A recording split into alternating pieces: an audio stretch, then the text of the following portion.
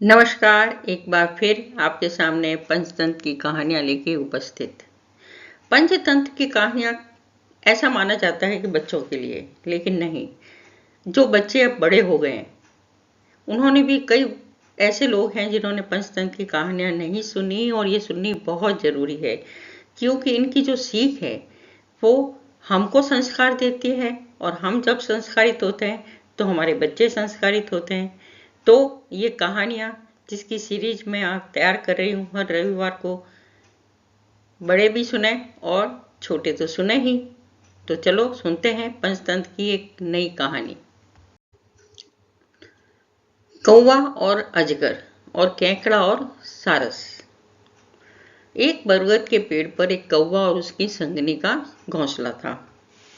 जब भी उनके बच्चे होते तो एक कोबरा आता और उनको उड़ने से पहले ही उनको मार देता, खा लेता।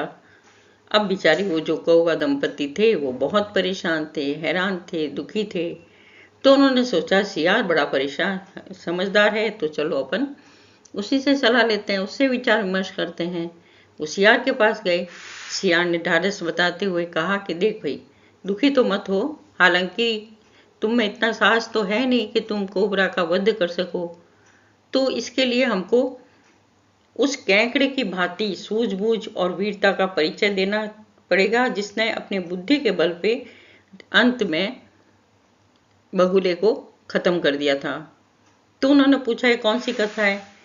तब सियार ने चतुर केकड़े और सारस की कहानी सुनाई। उसने सुनाया बगुला भगत और चालाक केकड़े की कहानी।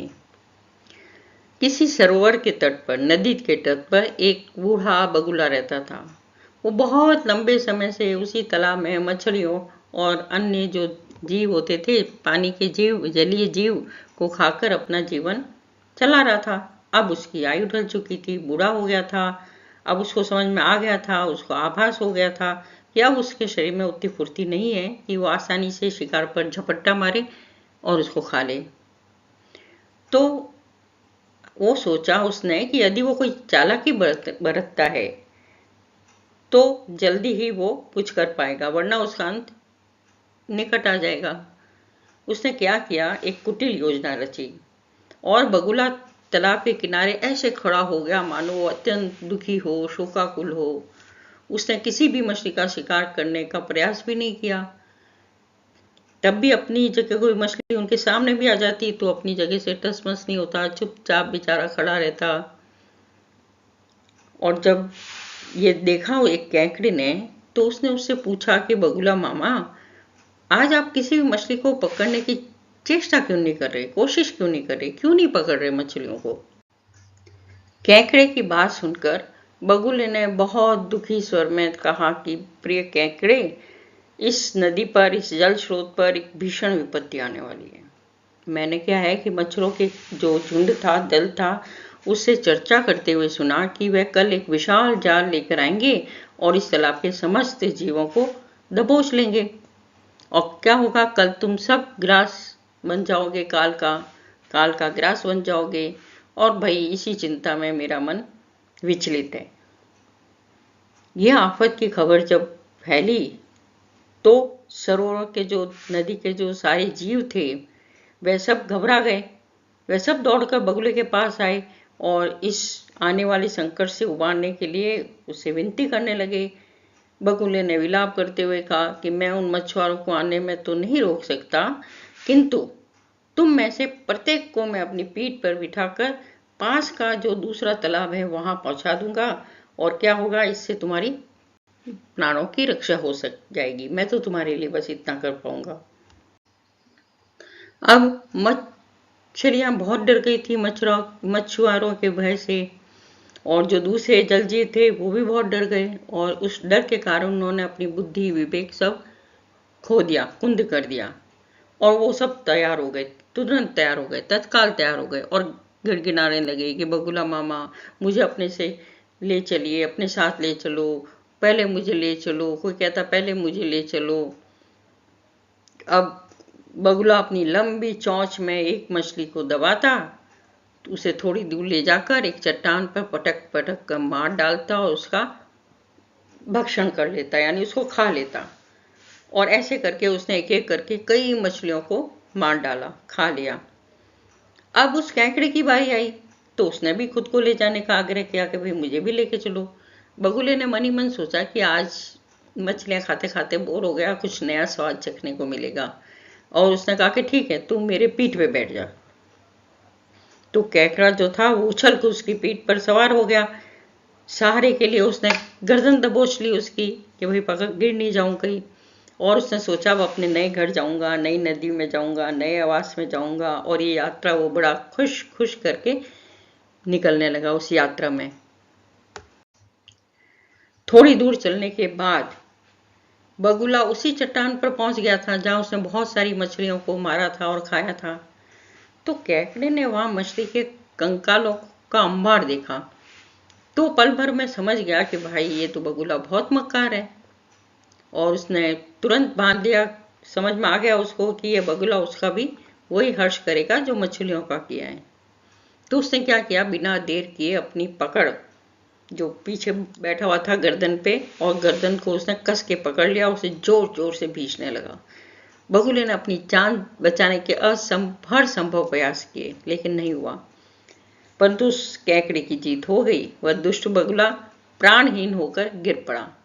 और उसके पश्चात केकड़े ने धीरे धीरे उसी तालाब की ओर वापसी की और वहां शेष बचे जो मछलियां थी, दूसरे जीव थे, उनको पूरी घटना सुनाई और उन्हें पूरी तरह सुरक्षित होने का आश्वासन भी दिया कि कोई मछुआरा वगैरह नहीं है, बगुला केवल चालाकी कर रहा था। कहानी समाप्त होते हुए सियार ने कौवे से कहा, जो पहले हमने सुनी थी ना, कौवे की और सियार की, जो कोबरा ले जाता था, जिसके सर पे ले जाता था उठा के बच्चे, तो वो कहानी सुना रहा था। तो जब ये कहानी खत्म हुई, सियार ने खत्म की, तो कौवे ने कहा कि दुष्ट लोग, सियार ने कौवे से कहा कि दुष्ट लोग हमेशा कमजोरी की, सुगमता और अज्ञानता को अपना हथियार बनाते हैं। ठीक उसी तरह जैसे उस धोखेबाज बगुले ने भोली भाली मछलियों के साथ किया था। किंतु उस केकड़े की भांति यदि संकट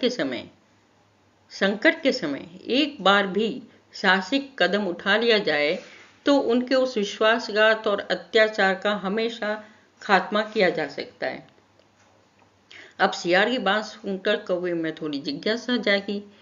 उसने कहा कि भाई अब आप बताओ कि हम अपने बच्चों को निगलने वाले कोबरा से कैसे बचाएं। सियार ने उपाय सुझाते हुए बताया कि देखो, समीप ही बसा एक नगर है, वहां जाओ। वहां किसी तालाब के तट पर राजकुमारियां, राजरानियां स्नान करती है, स्त्रियां स्नान करती है। उनके पास रखे किसी आभूषण को तुम झपट कर उठा लाओ और सीधे उस सर्प के, जो कोबरा तुम्हारा ले जाता है ना बच्चे, उस सर्प के कोटर में, जहाँ सांप रहता है कोटर में गिरा देना। तो कौवे ने ठीक वैसा ही किया जैसा सियार ने उसको समझाया था, निर्देशित किया था।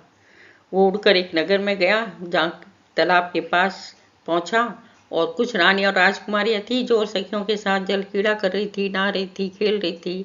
उन्होंने क्या था, अपने गले के जो आभूषण थे या दूसरे जो आभूषण थे, कर्णफूल थे, शायद जो कीमती थी, सोने के थे, उन्होंने किनारे पे रख दिए थे कि जिससे खराब नहीं हो। कौवे ने क्या किया, उसमें से एक सोने का हार, स्वर्ण हार दबाया और वहां से उड़ान भर ली, उड़ गया। और जब ये देखा वहां के उसके सैनिकों ने, राजरक्षकों ने, तो दौड़ते हुए चिल्लाते हुए उस कौवे के पीछे वो भागे। कौवे ने वो जो सोने का हार लेके उड़ा था वो सीधा जाकर उस सांप के बिल में गिरा दिया और खुद ऊपर जाके एक अच्छी सुरक्षित स्थान पर बैठ गया। जब सिपाही वहां पहुंचे तो उन्होंने उस बिल के भीतर जगमगाते हुए सोने का हार देखा। तो बाहर से उन्होंने कोलाहल मचा कुछ कि भाई इसमें हार है, इसको निकालो। तो कोबरा भी फूंकार तवा बाहर निकला कि क्या बाहर हो रहा है, क्या शोर हो रहा है मेरे बिल के बाहर। तो जैसे ही वो बिल के बाहर निकला, सिपाहियों ने तुरंत उसको डंडों से प्रहार करके उस कोबरा को मौत के घाट उतार दिया, यानी मार दिया। और जो अपनी जो बहुमूल्य हार था उसको सुरक्षित पाकर सैनिक वहां से चले गए उसको लेके। तो कौवा और उसकी संगनी ने वक्त पर सटीक मार्गदर्शन देने के लिए सियार का आभार व्यक्त किया और वो दोनों उसके बाद बहुत अच्छी तरह जीवन यापन करने लगे, आनंद पूर्वक अपना जीवन बिताने लगे। अब उनको बच्चों का डर नहीं रहा। तो इस कहानी का निष्कर्ष क्या निकला? इसका निष्कर्ष निकला कि बुराइयां और शत्रुओं का सफाया करने के लिए हर बार शस्त्र अस्त्र या बारूद की आवश्यकता नहीं पड़ती। सही समय पर सूझबूझ और विवेक के साथ उठाया गया कदम आपको दीर्घकाल और दुर्भाग्यपूर्ण ताकतों से सुरक्षित रख सकता है। बुद्धि के सामर्थ्य को कभी भी कम करके नहीं आंकना चाहिए। तो ये थी हमारी आज की कहानी। आपको कैसी लगी जरूर बताइएगा, कमेंट्स कीजिएगा, लाइक शेयर जरूर कीजिएगा। धन्यवाद। फिर अगली कहानी के साथ जल्दी मिलते हैं।